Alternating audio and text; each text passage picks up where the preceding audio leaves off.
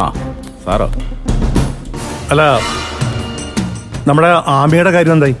സാറേ, ഇത്തവണയും ആ പെണ്ണ് രഘുവിനെ രക്ഷിക്കാനാണ് ശ്രമിക്കുന്നത്. അങ്ങനെയാ മൊഴിയും തന്നിരിക്കുന്നത്. പക്ഷേ ആ മൊഴി മുഴുവനായിട്ട് ഞാൻ കണക്കിലെടുത്തിട്ടില്ല. രഘുവാണ് ആമിയെ വണ്ടി ഇടിച്ചതെന്നുള്ള നാട്ടുകാരുടെ മൊഴിയുണ്ട്. അല്ല, അത് മറ്റുള്ളവരെക്കാൾ പ്രാധാന്യം ആമിയുടെ മൊഴിക്കല്ലേ? നിങ്ങളൊക്കെ എന്താ ഇങ്ങനെ? ഇനിയും രഘുവിന് ശിക്ഷ കിട്ടിയില്ലെങ്കിൽ ആമിക്കെതിരെയുള്ള അവന്റെ ആക്രമണങ്ങൾ തുടരുക തന്നെ ചെയ്യും. എന്തോ ഭാഗ്യം കൊണ്ടാ ഇപ്പൊ രക്ഷപ്പെട്ടത്. എപ്പോഴും അങ്ങനെ സംഭവിക്കണമെന്നില്ലല്ലോ. ആ പെണ്ണിന് എന്തെങ്കിലും സംഭവിച്ചിട്ട് പിന്നെ പറഞ്ഞിട്ട് ഒരു കാര്യമില്ല. സാർ, ഇത്തവണത്തെ കൂടി ഒന്ന് ക്ഷമിക്കണം. ഇനി ഇങ്ങനെയൊന്നും സംഭവിക്കില്ലെന്ന് ഞങ്ങൾ ഉറപ്പ് തരാം. അതെ സാറേ, ആമിക്കും പരാതിയൊന്നും ഇല്ലാത്ത സ്ഥിതിക്ക് ദയവ് ചെയ്ത് രഘുവേട്ടനെതിരെ നടപടിയൊന്നും എടുക്കരുത്. ഒരു മിനിറ്റ്, ഒന്ന് വന്നേ.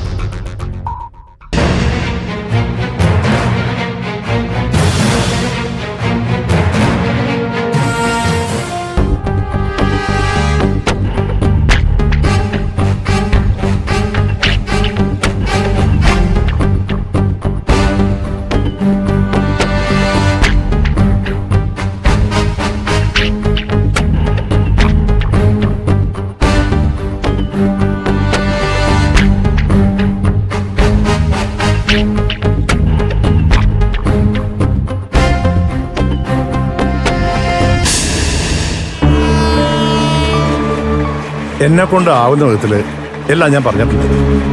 ഇനിയിപ്പോ രഘുവിന്റെ ഭാഗ്യം പോലെ ഇരിക്കും. എന്താ, നമുക്ക് അങ്ങോട്ട് പോയിട്ട് ആമയെ കണ്ടാലോ? വാ.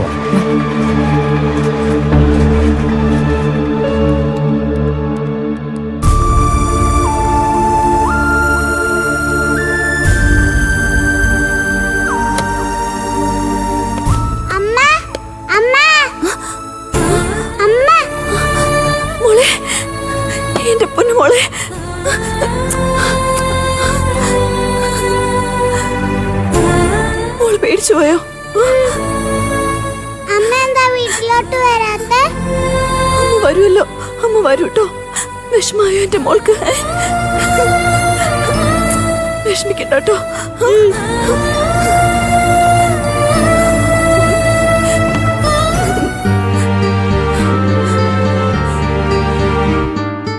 നിങ്ങൾക്കൊക്കെ ബുദ്ധിമുട്ടായല്ലേ?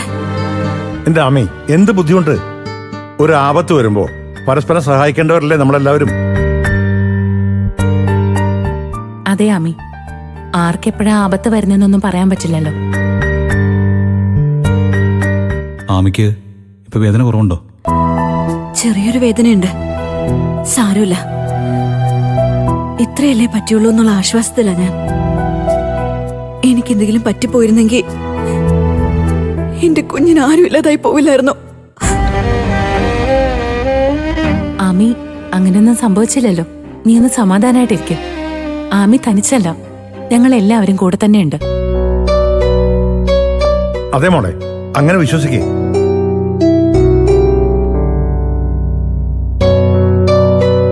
സത്യത്തിൽ എന്താ സംഭവിച്ചത്? രഘുവാണോ ആമിയെ വണ്ടി ഇടിച്ചത്? അല്ല, രഘുവേട്ടൻ ഒന്നും ചെയ്തിട്ടില്ല. എന്നെ ഒരു ബൈക്ക് ഇടിച്ചിട്ട് നിർത്താതെ പോയതാ.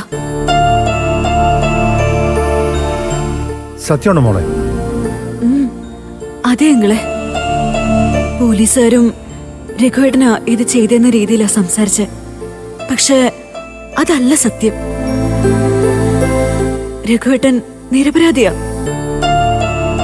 സത്യത്തിൽ രഘുവേട്ടൻ എന്നെ രക്ഷിക്കാൻ നോക്കുമായിരുന്നു. ഇപ്പോഴാ മനസ്സിനൊരു സമാധാനായത്. രഘുവേട്ടൻ കാരണം ആമിക്ക് ഈ അവസ്ഥ വന്നേന്നോർത്ത് ഞങ്ങൾ എല്ലാരും ടെൻഷനിലായിരുന്നു. രഘുവേട്ടന്റെ പേര് ഇതിനിടയിലേക്ക് ആരാ വലിച്ചിട്ടേന്ന് എനിക്കറിയില്ല. സത്യത്തെ സംഭവിച്ചത്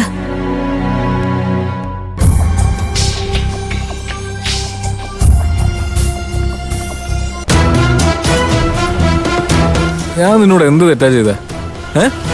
നീ എന്തിനാ ശത്രുവാ കാണുന്നത്? ഞാൻ കൊണ്ടാക്കാം. ഞാൻ തന്നെ തന്നെ പോയിക്കോളാം. രഘുവേട്ടൻ എന്തിനാ എന്റെ പിറകെ നടക്കുന്നേ? ആമി, അയ്യോ!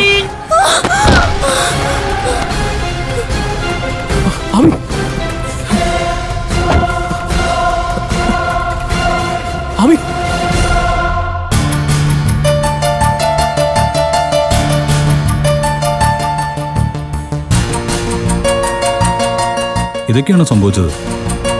ആ CI പറയുന്നത് കേട്ടപ്പോൾ ഞങ്ങളെല്ലാവരും ടെൻഷനായിപ്പോയി. അത് പിന്നെ കട്ടവനെ കിട്ടിയില്ലെങ്കിൽ കിട്ടിയവനെ പിടിക്കാം. അതല്ലേ നമ്മുടെ പോലീസ്. എന്നാല് നിങ്ങൾ സംസാരിച്ചിരിക്കും. ഞാൻ പോയി ഡോക്ടറെ കണ്ടേ ആമയ്ക്ക് എന്നത്തേക്ക് വീട്ടിൽ പോകാന്ന് ചോദിക്കാം. മോൾ പേടിച്ചു പോയോ? പേടിക്കണ്ട കേട്ടോ, വിഷമിക്കണ്ട കേട്ടോ. മോളെന്തെങ്കിലും കഴിച്ചോ?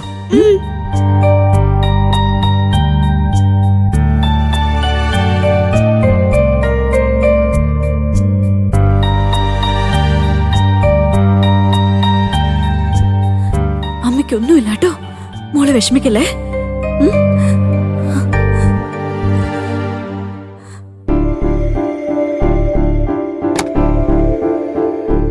ആ ഡോക്ടർ നമസ്കാരം. നമസ്കാരം. നമ്മുടെ ആമയുടെ കാര്യം പേടിക്കാനൊന്നുമില്ല. ആമയ്ക്ക് വേറെ പ്രശ്നങ്ങളൊന്നുമില്ല. അല്ല, ഡിസ്ചാർജ് എന്നത്തേക്ക് ഉണ്ടാവും അറിയാനാ. ആ കുട്ടിക്ക് കാര്യമായിട്ടൊരു കുഴപ്പമില്ലെന്ന് പറഞ്ഞല്ലോ. ഇന്ന് എന്നെ വീട്ടിൽ പോവാം. Thanks doctor. ആ വീട്ടിൽ ചെന്നാലും റെസ്റ്റ് എടുക്കണം. മുറിവുകൾ ഉണങ്ങുന്നത് വരെ ജോലിയൊന്നും ചെയ്യരുത്. ശരി ഡോക്ടർ. ഓക്കേ. ശരി.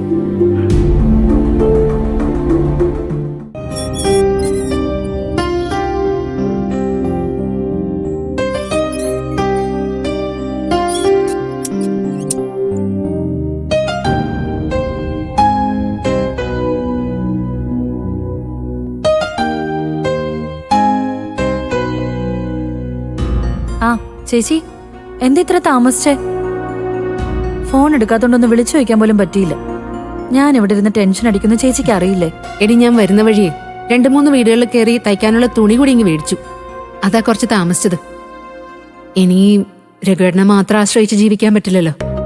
ഇവളെ നല്ല രീതിയിൽ വളർത്താൻ വേണ്ടി എനിക്ക് എന്തെങ്കിലും വരുമാനം ഉണ്ടായാലേ പറ്റൂ. ചേച്ചി ഭയപ്പെടും പോലെ രഘുവേട്ടൻ ഇനി കുടുംബത്തെ മറന്നൊന്നും ചെയ്യില്ല. ആ ചെയ്യാതിരിക്കട്ടെ. അങ്ങനെയാണെങ്കിൽ നല്ലത്. ആ എടി, നിനക്ക് വെള്ളം വേണമെന്ന് പറഞ്ഞില്ലേ? വാ, അമ്മ എടുത്തരാട്ടോ.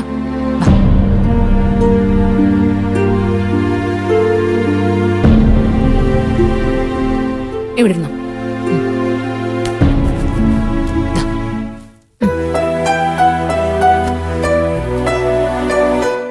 അനുചേച്ചി വീണ്ടും വിളിച്ചിരുന്നു. എന്തു പറഞ്ഞു? രഘുവേട്ടൻ ഇനി തിരിച്ചു വരുമോ അതോ ജയിലിലേക്ക് തന്നെ തിരിച്ചു പോവോ?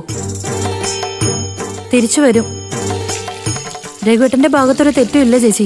ആളുകൾ തെറ്റിദ്ധരിച്ചതാ. ഒരു ബൈക്കടിച്ച ആമി വീണത്. അത് പോലീസിനോട് മൊഴി കൊടുത്തിരിക്കുന്നത് അങ്ങനെ തന്നെയാ. അപ്പോ അവളെ കൊല്ലണമെന്നുള്ള ഉദ്ദേശം രഘുവേട്ടനില്ലായിരുന്നു.